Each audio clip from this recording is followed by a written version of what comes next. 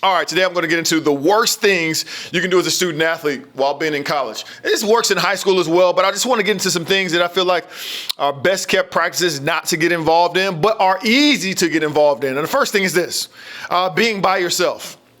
When you're in college, the last thing you want to do is be by yourself. And I understand that some people are introverts, some people, like to be by themselves, and some people don't want to be bothered. I get all that. But this is the only time in your life, and I do say in your life, that you will be around people that are your same age, that are young and ambitious, that are trying to network, that are trying to build something, therefore productive reasoning. This is the only time in your life that's going to happen. Same age, going through the same things you're going through, with the same finances.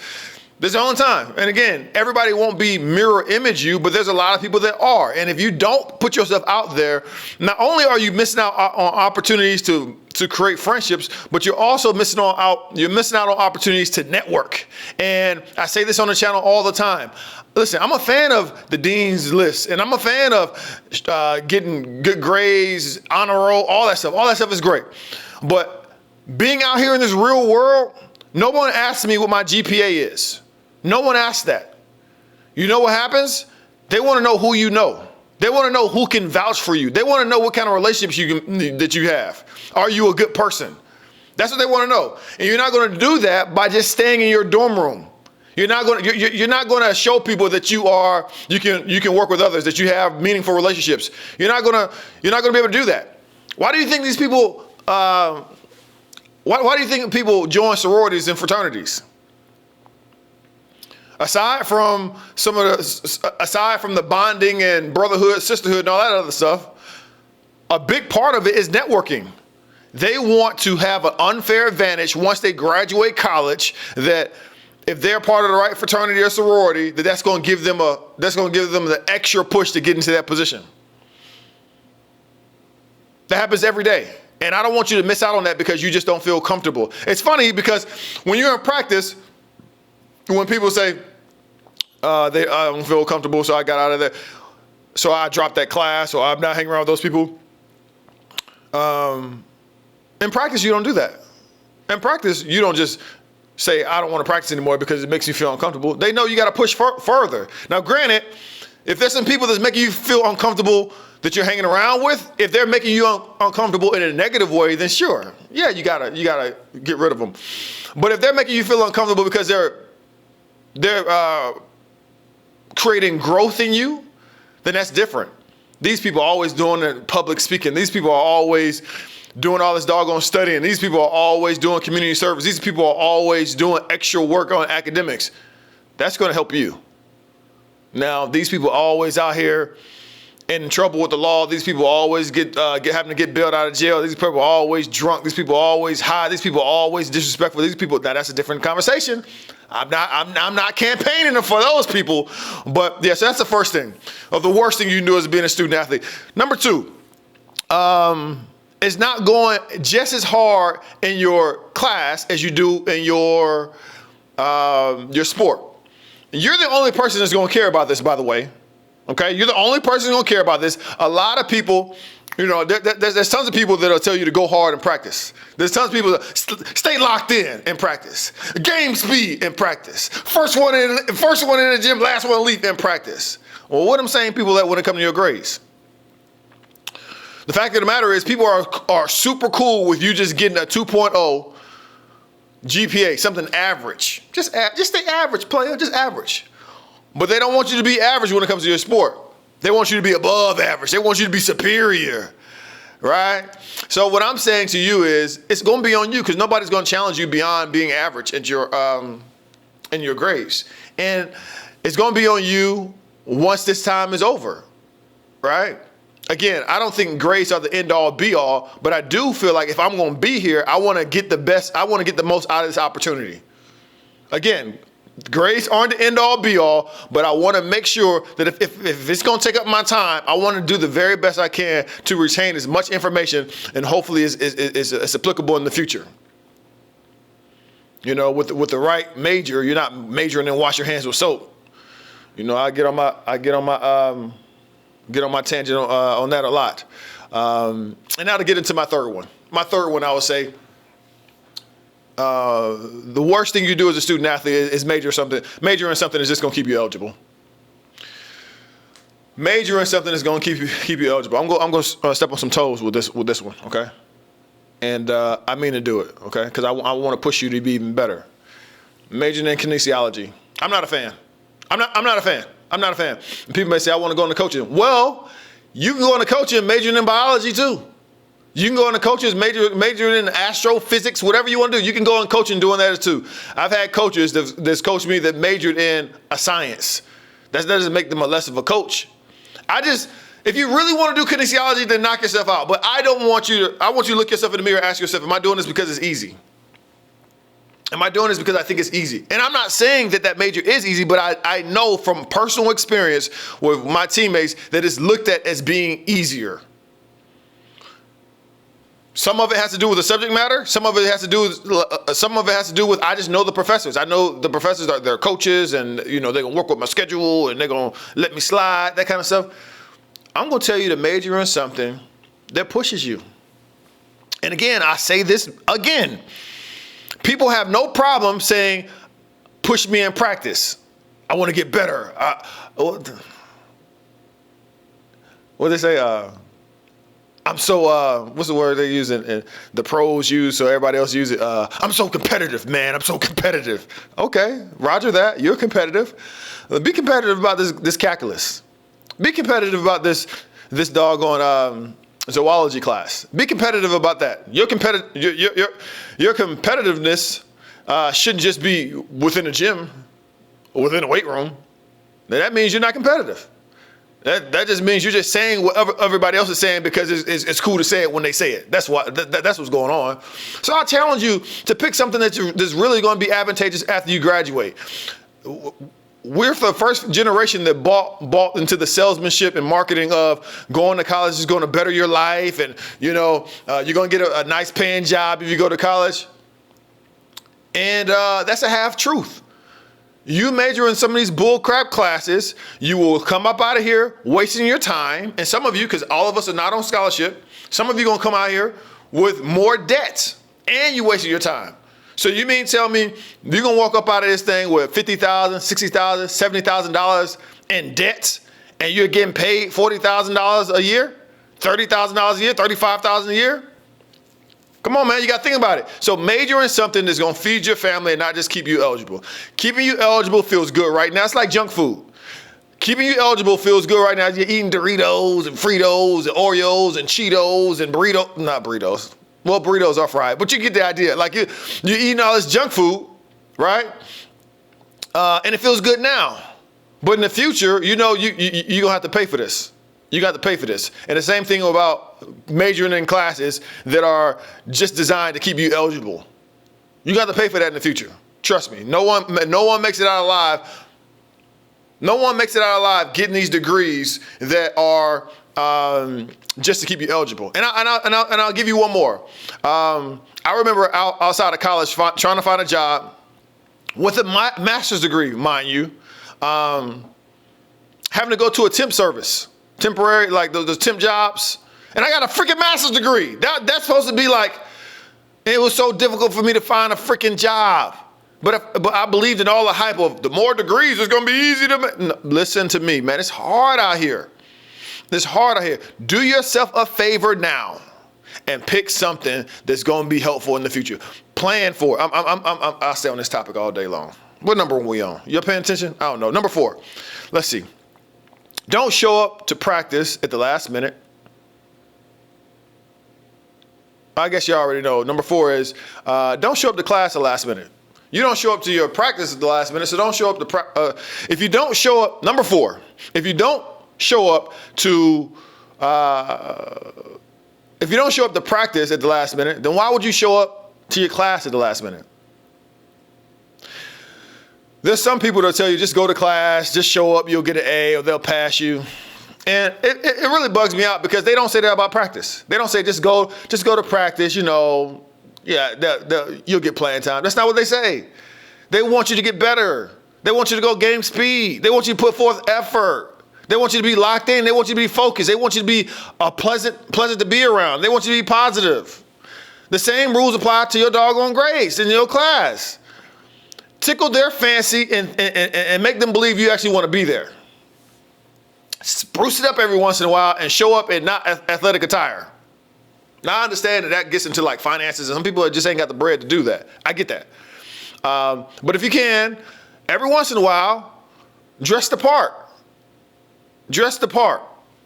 And I get it because, you're a student athlete. I was either on the way to sweating, coming back from sweating, on the way to the calf, coming back. Like it was tough. But once a week, you should definitely try to make sure that you look professional as possible. I think it'll help you see yourself differently, see yourself more than an athlete, but also it'll help professors and other people to see you more than as an athlete as well.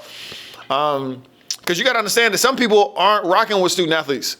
Some people are, but some people aren't. So to put yourself in a position where they can see you outside of that, even if it's something as basic as clothing, right? It's helpful.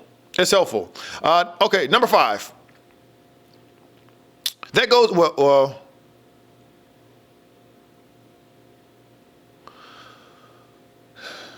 And that goes into waiting till the last minute to go to practice. Just like waiting till the last minute to go to practice is just like so waiting till the last minute to go to your class is just like waiting till the last minute to go to practice. That's not gonna fly, right? So you gotta hold yourself to the standard. You gotta hold yourself to the standard higher than people around you hold the standard. Hold you to the standard.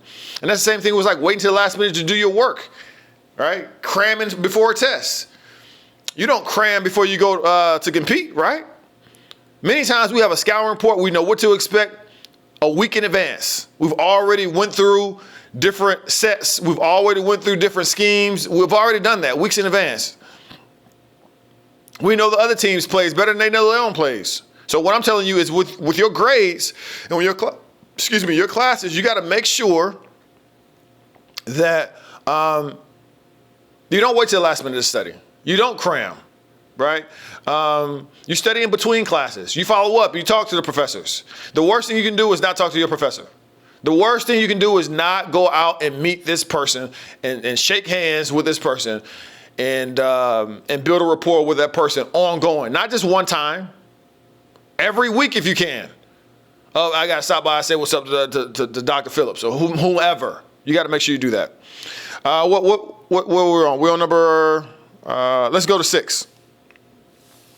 The worst thing you can do is treat the transfer portal like it's a Band-Aid, and treat the transfer portal like a magic carpet or just a Control-Alt-Delete button. They can just get you out of situations. Let me tell you something.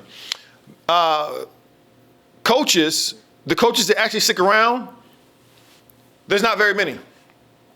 And the ones that are left over after that 5-year, 10-year, 15-year mark, they know each other. So when you jump in that portal, what I want you to understand is that when you jump in that portal, your reputation jumps in that portal as well.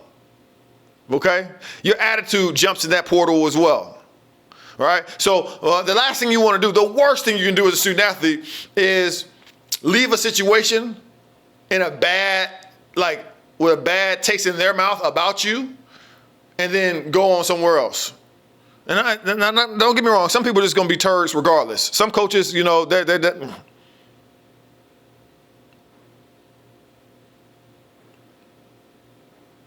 I've been there, okay? I don't say anything negative about coaches. I don't say anything negative about coaches, especially by name. If I say something negative, I'll never talk about anybody's name because, they help me out so much. But there's some turd people out there, period, whether it's coaches or anybody else. And coaches they're not the exception. So I understand that sometimes it's dang near impossible to leave on good terms because they're not in the right headspace. Maybe they're just not good people at that season of their life. See how I brought that down to like tranquility and everybody's a winner?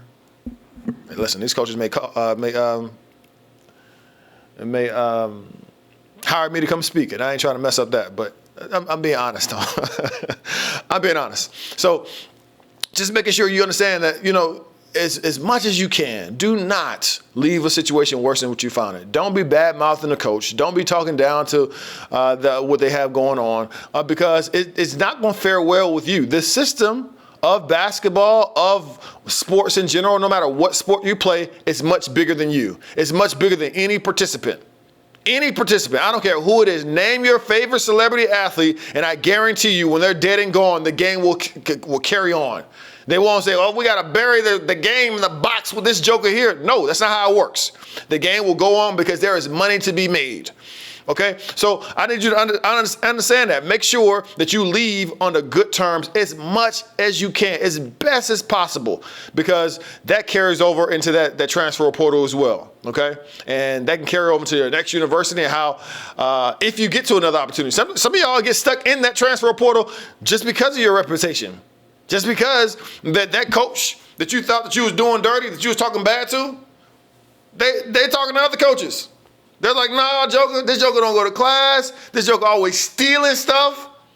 Always got a piss poor attitude. I got to deal with their parents. Like it was in high school. Every time, every week, every semester, I got to deal with the mama, deal with the daddy, talking about my baby need to get more playing time.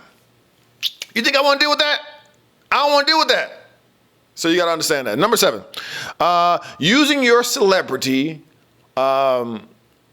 One of the worst things you can do is use your celebrity to have power over a situation that's negative or at someone else's expense.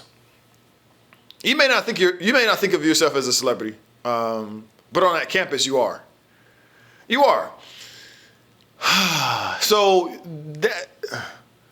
that comes with some responsibility. It comes with a lot of responsibility, and that comes with understanding that some people are just happy to be in your space because you represent the university and you're looked at as a celebrity, and you got to know how to handle that. You got to make sure that you're not mistreating people. I can go in so many different ways of why this is important, but it's important, one, because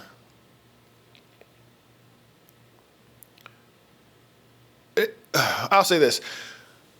You may not be aware that you're doing it. So I just want to bring it up to you right now. I want you to understand that just your cachet of being a student athlete brings a level of celebrity that you may not be aware of, that might give you some things that you shouldn't have. Right?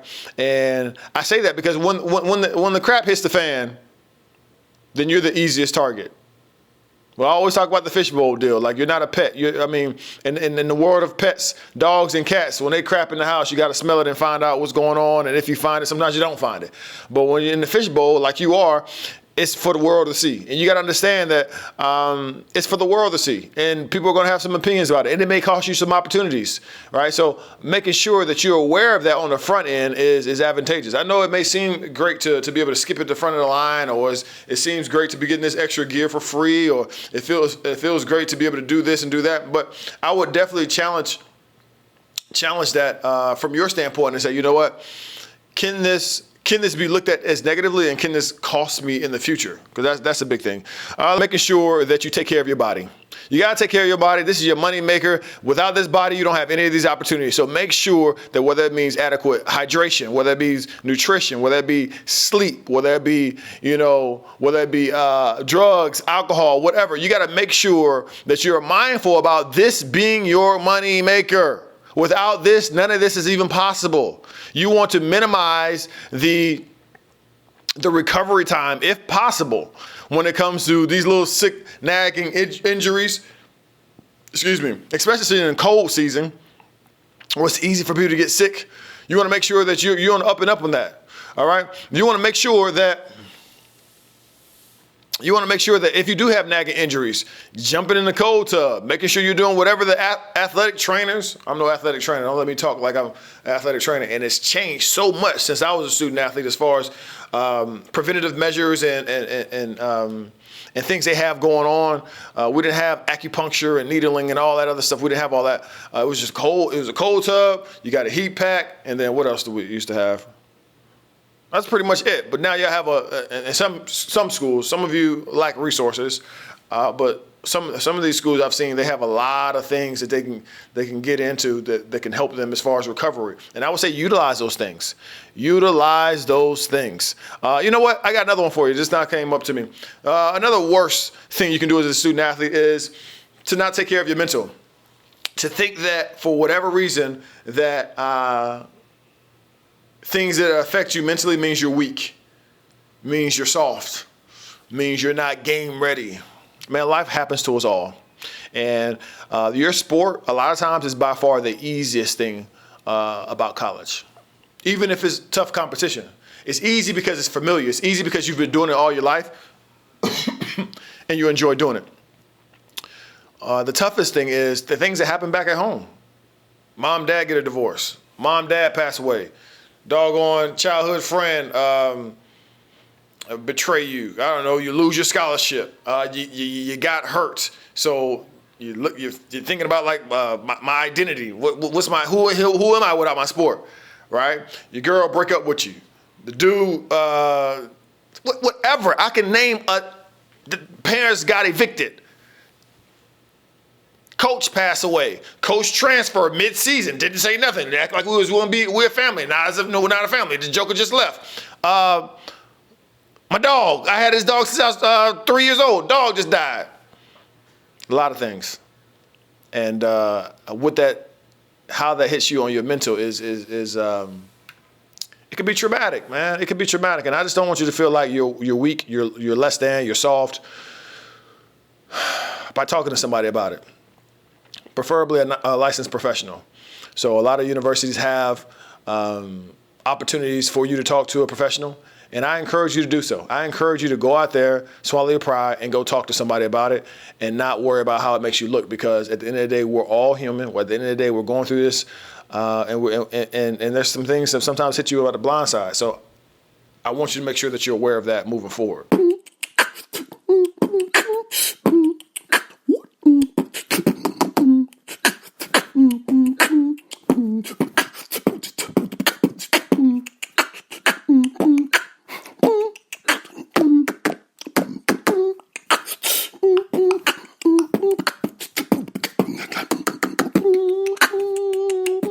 Hoop loud E.